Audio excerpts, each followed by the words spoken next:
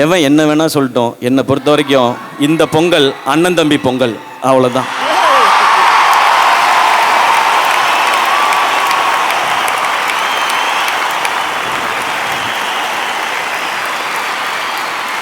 So எல்லாருக்கும் கிளியராக புரிஞ்சுதா? ஓகே. கோட் படம் பார்த்துட்டு நான் வந்து விஜய் சாருக்கு கால் பண்ணேன். கால் அட்டன் பண்ணி சார் ஃபஸ்ட்டு சொன்னது ஹாய் ப்ரோ அப்படின்னாரு. ஹலோ சார், சார் கோட் பயங்கர என்டர்டெய்னிங்காக இருந்துச்சு சார், சூப்பர் சார் அப்படின்னேன். தேங்க்ஸ் ப்ரோ அப்படின்னாரு. சார் எதுக்கு சார் தேங்க்ஸ் சொல்கிறீங்க? எனக்கு இந்த படத்தில் உங்களோட இருந்தது ஒரு ஸ்பெஷல் மூமெண்ட் சார், அது எனக்கு ரொம்ப மெமரபுளாக இருக்கும். இல்லை ரொம்ப ஸ்வீட்டாக வந்து நீங்கள் இந்த பண்ணி கொடுத்தீங்கல்ல, நான் உங்களுக்கு எத்தனை முறை முடியுமோ அத்தனை முறை நான் தேங்க்ஸ் சொல்லிகிட்டே இருப்பேன்னு அவ்வளவு ஸ்வீட்டாக சொன்னார். இதுதான் எங்கள் 2 பேருக்கு நடுவில் இருக்கிற இந்த ரிலேஷன்ஷிப். ஸோ இதுக்கு நடுவில் யார் என்ன பேசினாலும் அதை பற்றி நீங்கள் கவலையே படாதீங்க. மை டியர் ஃபேன்ஸ் ஆன பிரதர்ஸ் அண்ட் சிஸ்டர்ஸ், ஜனவரி 9ஆம் தேதி எல்லாரும் ஜனநாயகனை செலிப்ரேட் பண்ணுறீங்க தேட்டருக்கு போய்.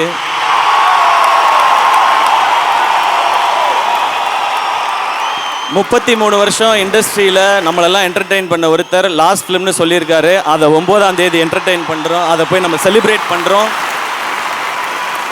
நெக்ஸ்ட் டே ஜனவரி 10ஆம் தேதி நம்ம படத்துக்கு வாங்க, பராசக்தியை செலிப்ரேட் பண்ணுங்க. இந்த பொங்கல் கோலிவுட்டுக்கு அமேசிங்கான பொங்கலாக இருக்கும். இன்றைக்கி இருக்க காலகட்டத்தில் சோஷியல் மீடியாவை ஹேண்டில் பண்ணுறது ரொம்ப டஃப்பாக தான் இருக்குது. எது உண்மை எது பொய்ன்னு கண்டுபிடிக்கவே ரொம்ப கஷ்டமாக இருக்குது.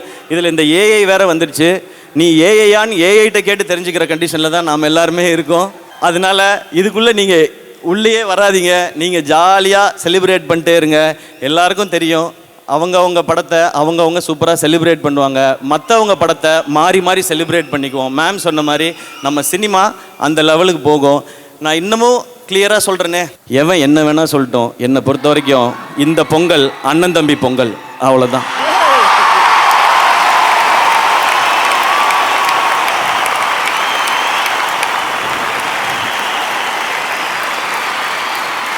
ஸோ எல்லாருக்கும் கிளியராக புரிஞ்சுதா?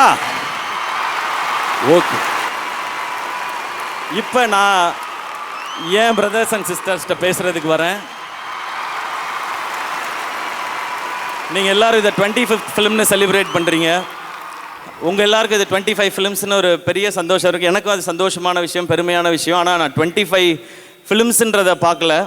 2007 டிவிக்கு வந்ததுலேருந்து இன்றைக்கி இந்த ஸ்டேஜில் நிற்கிற வரைக்கும் இந்த 19 வருஷத்தை தான் நான் பார்க்குறேன். இந்த 19 வருஷம் இந்த ஜேர்னி தான் எனக்கு ஸ்பெஷலாக இருக்குது. நான் கொஞ்சம் பின்னாடி போய் அதை மட்டும் பேசிடுறேன், ஒரு 10 மினிட்ஸ் மட்டும் எடுத்துக்கிறேன். காலேஜ் படிச்சுட்டு இருந்த டைம் எல்லாருக்கும் தெரியும், சடனாக ஒரு நாள் அப்பா இறந்து போயிட்டாங்க. அப்பாவுடைய உடம்பை வந்து அந்த பாக்ஸில் வச்சுருக்கும்போது ஒரு மிட் நைட்டில் நான் முன்னாடி நின்றுட்டுருக்கேன். அப்போ அம்மா பக்கத்தில் நின்று அழுறாங்க. அப்போ அவங்க சொன்னது வந்து, இங்கே பாருங்கள் தம்பி நிற்கிறான், அவனுக்கு இனிமேல் யாருங்க இருக்கா, அவன் என்னங்க பண்ணுவான், நீங்கள் பாட்டுக்கு இப்படி விட்டுட்டு போயிட்டீங்களே, அவன் என்னங்க பண்ணுவான்னு சொல்லி கேட்டாங்க.